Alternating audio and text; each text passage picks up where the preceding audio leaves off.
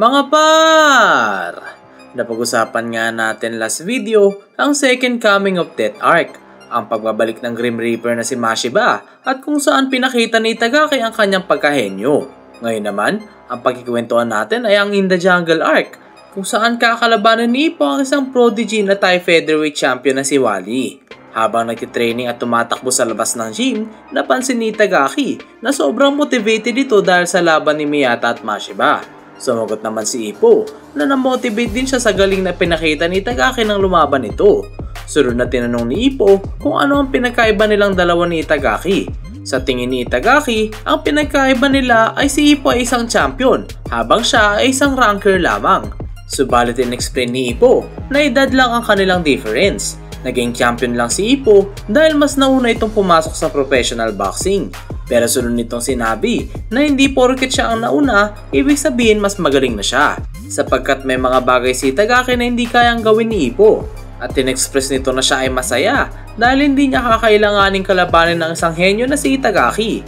Dahil sa sinabi ni Ippo, si Itagaki ay nahype at nabuhayan. Sunod nitong sinabi kay Ippo na dapat ganun din siya kaanis kay Kumi. Pagdating nila Ippo sa Kamugawa Gym, nakita nila si Aoki at Kimura na nag-i-sparring para magprepare sa Class A tournament. Pero sabi ni Itagaki, hindi nito alam kung sparring o suntukan lang ang ginagawa nitong dalawa. Kaya naman nairita dito sila Kimura at sinabing nagiging mahangin na ito dahil nanalo sa kanyang laban. At sunod na sinabing mas magaling sila dito dahil sila ay mas matanda. Dumating si Kamugawa at Yagi. Sinabi nito sa grupo na siya ay aalis at mawawala sa gym. Sunod nitong sinabi na, ang inyong ginagawang effort araw-araw ang susi nyo sa pag-i-improve sa boxing. Pero at the same time, ito din ang nag-i-define ng inyong mga kainahan. Kaya huwag nyong sayangin ang inyong oras. Alalahanin yung boksingero kayo 24/7 at patuloy na magpursige para mas lalong lumakas. Pagkatapos ng inspiring speech ni Kamugawa, nireveal na nito na may paparating na laban si Ippo. Sinabi ni Yagi na ito ay laban sa undefeated Indonesian champion na mayroon lamang 3 matches, 3 wins at 3 KOs. Matapos ma-surprise ni Ippo na naging champion ito sa loob lamang ng 3 matches, sunod na seryosong sinabi ni Kamugawa na, ang iyong makakalaban ay isang walang katulad na henyo.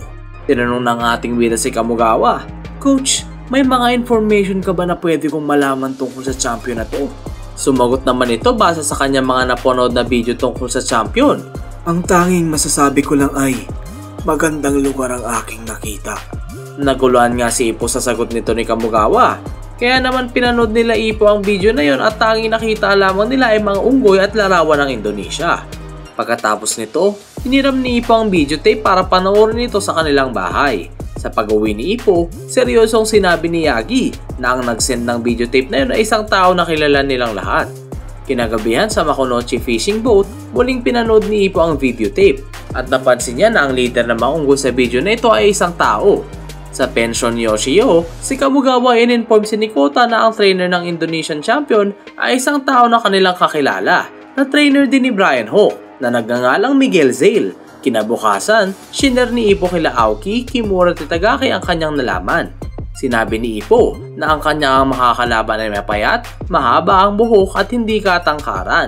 Nakita din daw nito na laging nangunguna ito sa grupo ng maunggoy, kaya't sure siya na ito ay mabilis, maliksi at may mahabang braso.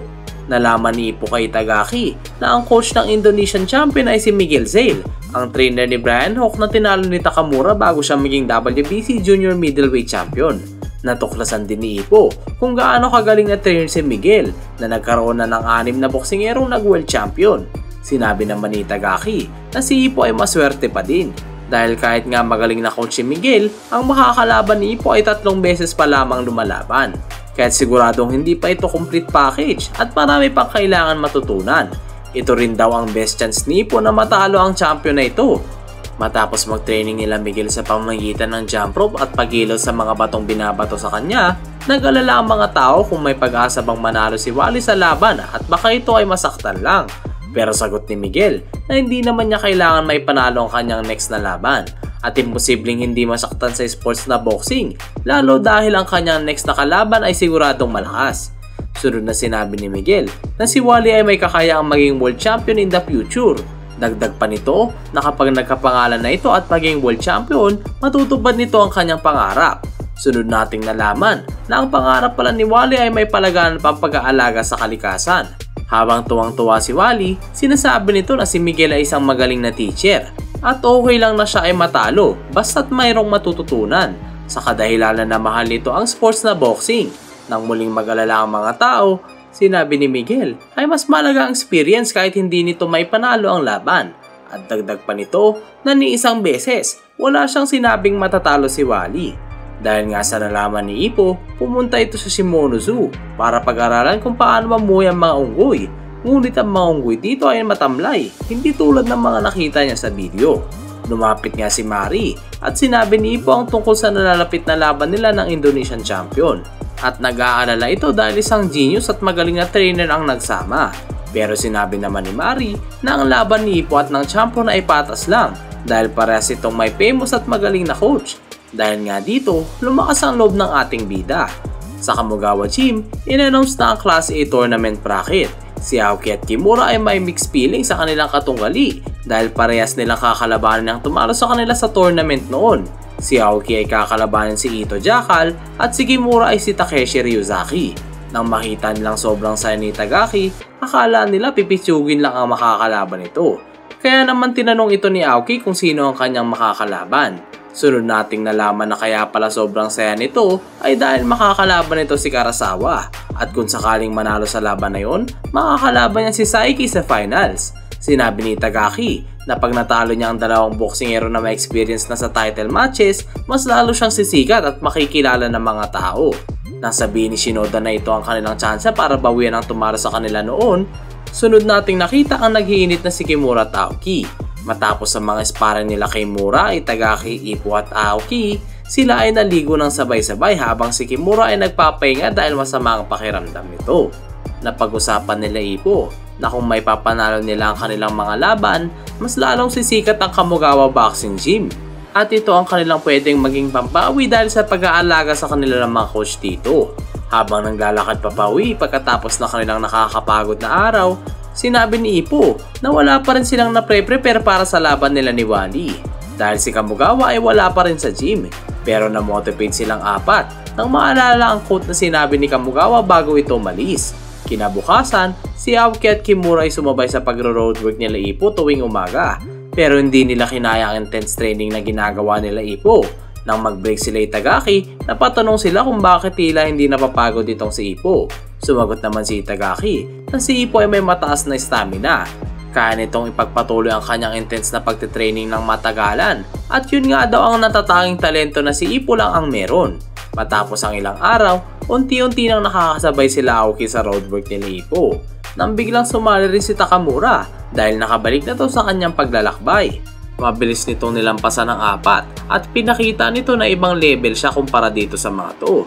Kaya naman mas lalong ginanahan sila Ipo na mag-training palalo. Isang buwan bago ang laban, nag-training si Ipo para mapigilan ang champion na maliksi at mabilis kumilos sa ring.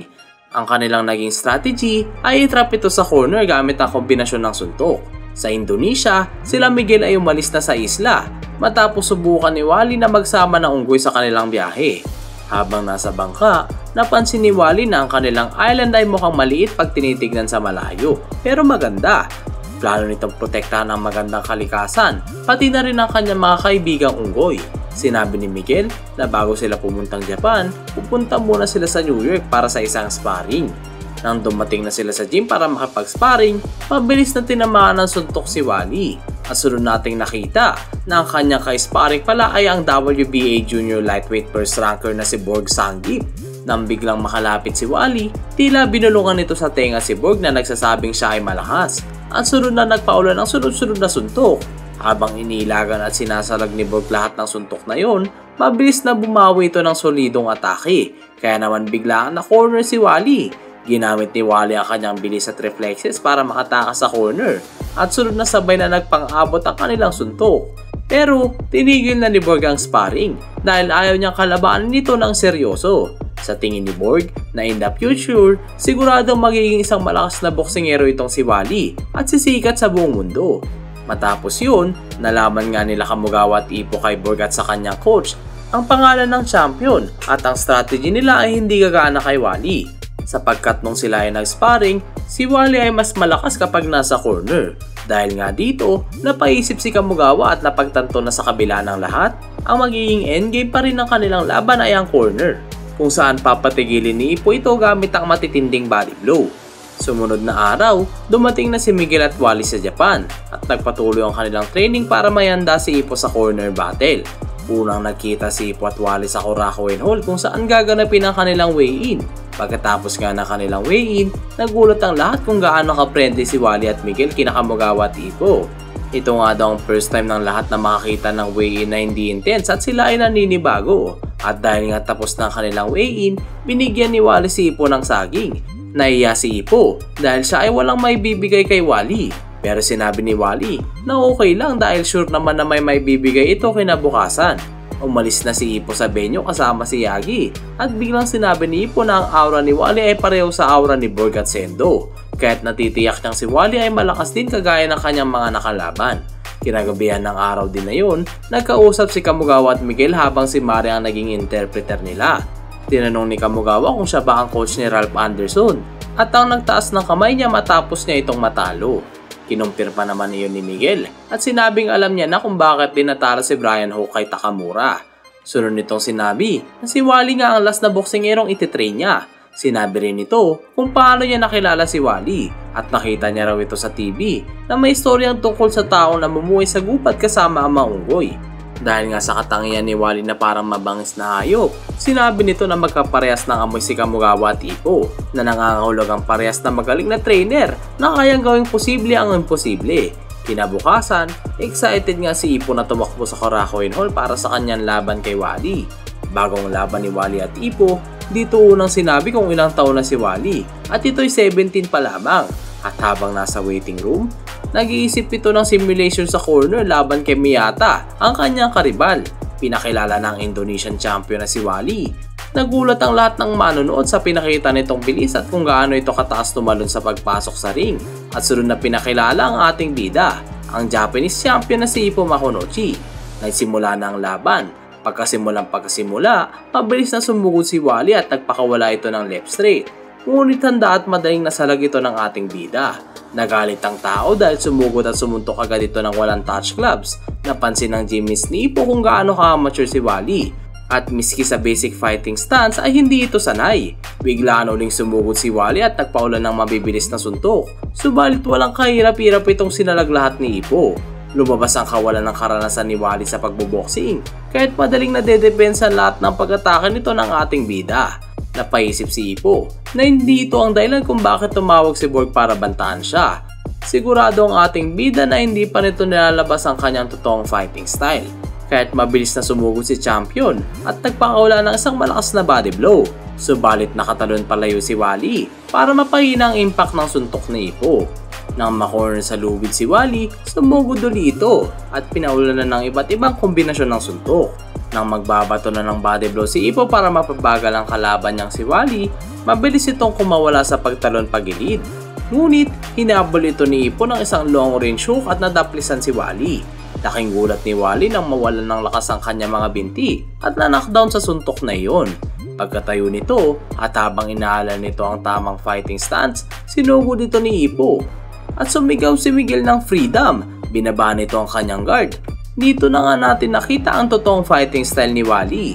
Inilaga nito ang suntok ni Ippo at sunod na nagpakawala ng isang uppercut na dumaplis. Patuloy ang pagiging agresibo ni Ippo kay Wally at sunod-sunod na nagpapakawala ng left hook at right hook. Ngunit ang lahat ng ito ay nailagan ng walang kahirap-hirap. Sinabi nga ni Takamura na si Wally ay carbon copy ni Brian Hook na kanyang nakalaban noon. Pero sobrang mas mabilis ito kumpara kay Brian dahil sa weight difference. At nangangamba nga dito si Takamura dahil sigurado magiging problema ito ng ating bida. Sinabi ni Miguel na plinano niyang paglabanin si Wally at Ippo para ito'y matuto at masanay sa pagboboxing. Ngunit masyadong malakas ang ating bida para dito. Kaya't kinalimutan na nito ang kanilang plano at hinayaan si Wally gamitin ang kanyang natural talent. Nagpakawala si Ippo ng isang matinding right straight na madaling inilaga ni Wally at kumounter na tumama sa mukha ng ating bida. Pero patuloy pa rin ang pagsugod ni Ippo. Subalit, walang tigilan din itong nakaka-counter ni Wally. Laking gulat ni Wally na hindi pa rin ito uminto sa pag-atake. At nang muling makorner ni Tuli sa lubid, pinigilan si Ippo ng referee at doon na natapos ang first round. Bago magsimula ang pangalawang round, napag-usapan nila Takamura na ang suntok na hindi mo inaasahan ay magmamarka pa rin kahit gaano pa ito kahina. Kahit kinakailangan mag-ingat ni Ippo dahil sigurado itong hindi nito malalaman kung saan manggagaling ang mga suntok na pinapakawalan ni Wally. Sinabi naman ni Ippo sa corner na masamang balita ang mga suntok ni Wally dahil ito ay malakas at solid. Bago magsimula ang laban, sinabi ni Miguel sa kanyang bata na patuloy nitong gamitin ang freedom. At si Kamugawa naman kay Ippo na i-prioritize nito na masanay sa mga kakaibang suntok na pinapakawalan ni Wally. Nagsimula na ang pangalawang round. Na-realize nga ng ating bida na hindi kukonekta ang kanyang mga suntok sa gitna ng ring. Kaya't plinano nitong corner rin si Wally. Nang mapatras si Wally sa lupit gamit ang mga suntok na pinapakawalan ni Ippo, hanggang nitong umabante gamit ang kanyang peekaboo style para simulan ang kanyang pag-atake habang nasa lupit si Wally. Ngunit nasira ang peekaboo guard ng ating bida nang tamaan ito sa baba ng malay-smash na kagaya ng suntok ni Sendo. Pero nagpatuloy pa rin ang pag-abante ni Ippo nang siguan nito ni Kamugawa na wag itong tumigil ng dahil lang doon. Dito nga natin makikita ng buong natural talent ni Wally na habang papasagod si Ippo, bigla ito nagpalit sa hitman stance at ginamit ang flicker jabs na kagaya ng teknik ni Mashiba para mapanatiling malayo ang ating bida.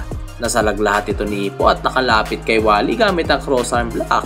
Ngunit nang babawi na ito ng suntok, muling nakailag si Wally at nakalayo. Nagulat nga si Kamugawa sa sandamakmak na teknik na pinapakita ni Wally at hindi ito makapaniwala na 3 boxing match pala ang na-experience nito. Sinabi nga din ni Takamura na siya ay nagkamali. Hindi daw pala ito katulad ni Brian Hook at ginagawa lang nito ang feeling niyang tamang gawin sa loob ng ring. Tinashtok rin nito ang kanilang gym mates at kinumpara. Dahil kung gaano nga daw katalento ito si Wally ay siya namang kinakulang ni Aoki at Kimura pagdating sa espeto na yon. Muling nagpatuloy yung matake ang ating bida at inilaga ng mga flicker jabs na binabato ni Wally gamit ang bob and weave motion. Dahil dito, natrap ulit sa corner si Wally habang umaabante ng pasigsag si Ippo.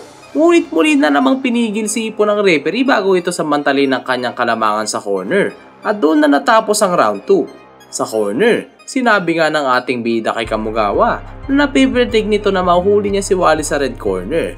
Dahil nakasanayan nitong tumalon pa kanan kapag umiilag. Nagsimula na ang third round at sinimulan na rin ni Ippo ang kanyang strategy para matrap nito si Wally sa corner. Ngunit nang mapatalo niya nga ito sa corner na kanyang plano, nagulat ang ating bida dahil mali ang prediction nito. Bigla itong nawala sa harapan ni Ippo at hindi nito alam kung saan napunta si Wally. Nang sabihin ni Kamugawa, "Sa likod mo!" Tumama kay Ippo ang solidong 1-2 punch ni Wally. Nang makorner ito muli ni Ippo sa lubid, pabilisan na namang nakapunta si Wally sa likod ni champion sa pag-itcha sa sarili sa lubid. Dahil dito, nagpanik si Ippo at tinamaan na naman ang isang solid na suntok. Nahirapan nga ang ating bida makorner itong si Wally dahil sa unpredictable nitong galaw at sa mga pinapakawalang unorthodox punches. At sunod-sunod na nagtamo ng mga suntok na kung saan-saan nang gagaling. Nang gagamitan na ni Wally muli ang lubid para itcha ang sarili, nagbato ng isang malakas na suntok si Ippo na siya namang nagpatras kay Wally sa corner. Sinamantala ito ni Ippo at sa wakas, napapunta niya na si Wally sa kanyang gustong posisyon. Subalit madaling nailagan lahat ni Wally ang mga suntok ng ating bida at sunod naman itong nagpakawalan ng isang solid na counter na nagpatigil kay Ippo.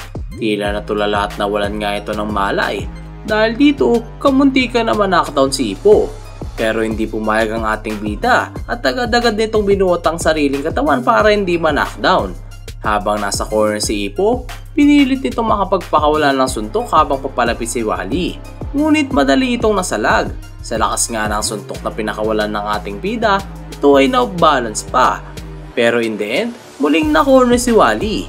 Naalala nga ni Ippo ang sinabi ni Bog na specialty ni Wally ang pakikipaglaban sa corner. Pero sinugod pa rin ito ng ating bida at nagpakawala ng suntok kay Wally. Subalit bigla na naman itong nawala at sunod na kumonekta ang solidong counter sa mukha ni Ippo. Nang magpapakawala si Wally ng isang malakas na suntok, nasalag ito ni Ippo gamit ang crossarm block. Pero mabilis na winasak ni Wally ang depensa na yon at nang tatapusin na nito ang laban, na-save by the bell si Ippo at doon na natapos ang round 3.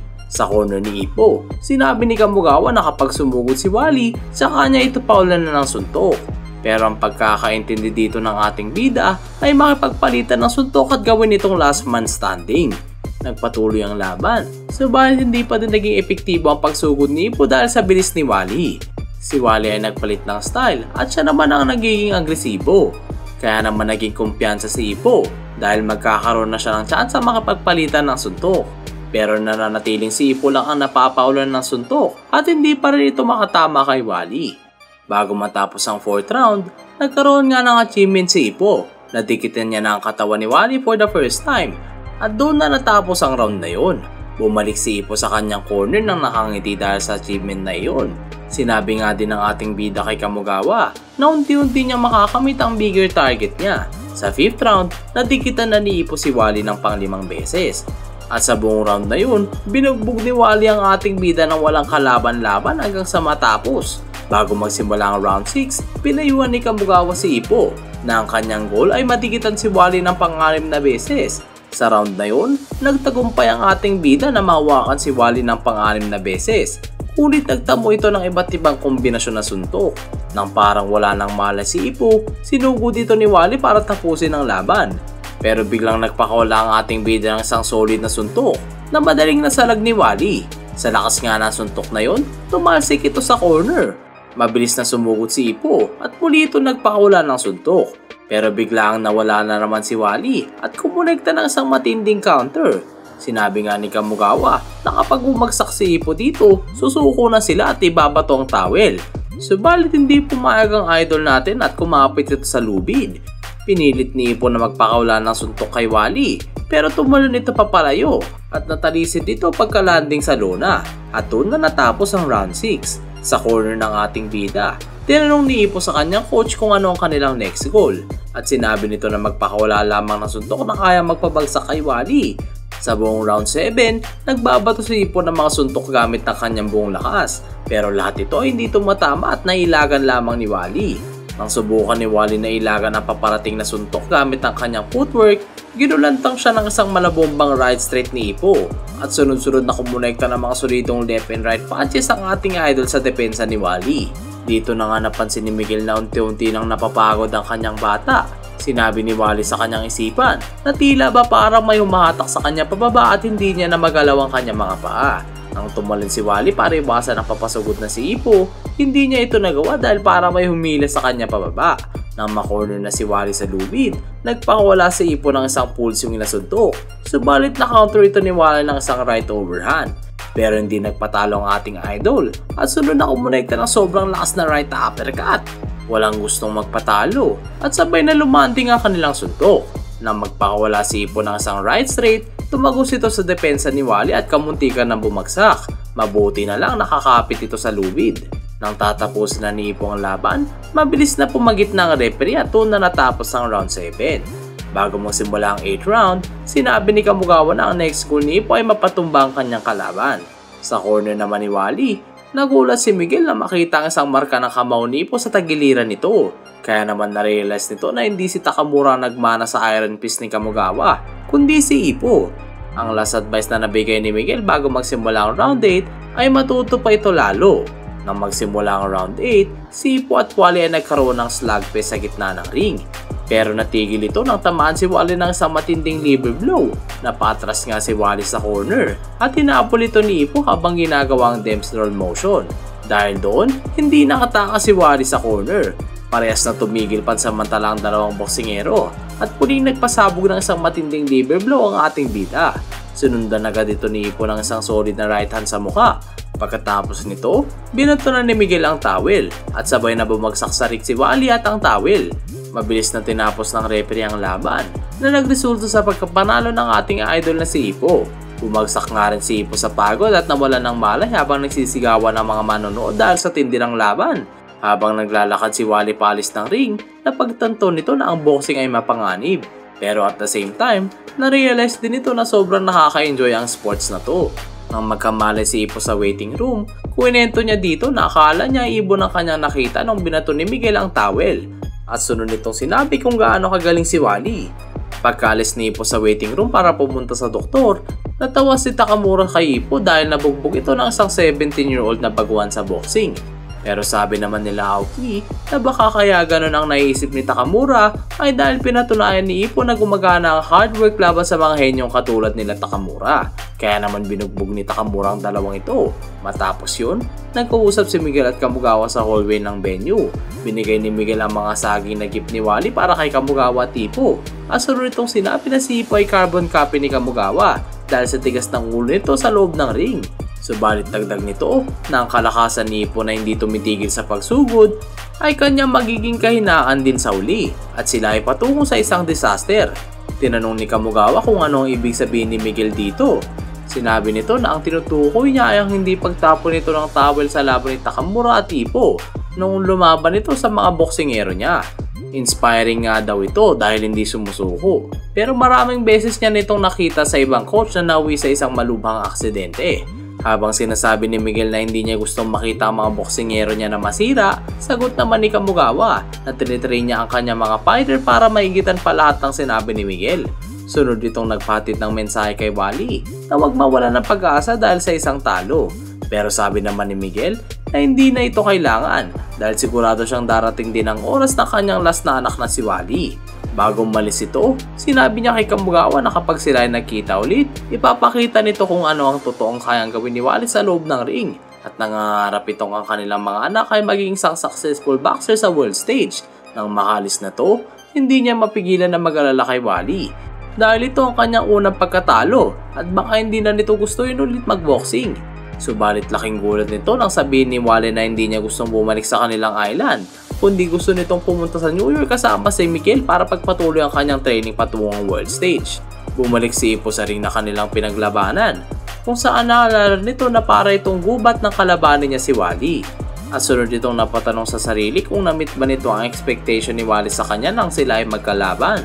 Sinabi rin ni Ippo na darating ang araw na mapapaisip na lang ito kung gaano kaganda ang kanilang naging laban ni Wally.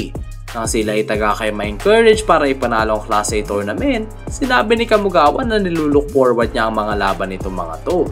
At sunod na sinabi ni Shinoda na sundan nila ang naging panalo ni Ippo. Kaya naman nag-init lalo ang mga papasok sa Class A tournament. At doon na nagtatapos ang ating video. Ang lupit ng laban na yun mga par. Grabe, henyo tong bata na to. Siguradong gagaling palalo ito si Wally habang tumatagal, no? Magkakaharap pa kaya sila ni Ippo in the future? O paano? Abang-abang na lang mga par para sa mga susunod na mga arc. Kaya huwag kalimutan mag-like, subscribe, at pindutin mo na rin ang bell button para lagi kang updated. Ako nga pala ulit si Yawa Senpai. Hanggang sa muli mga par!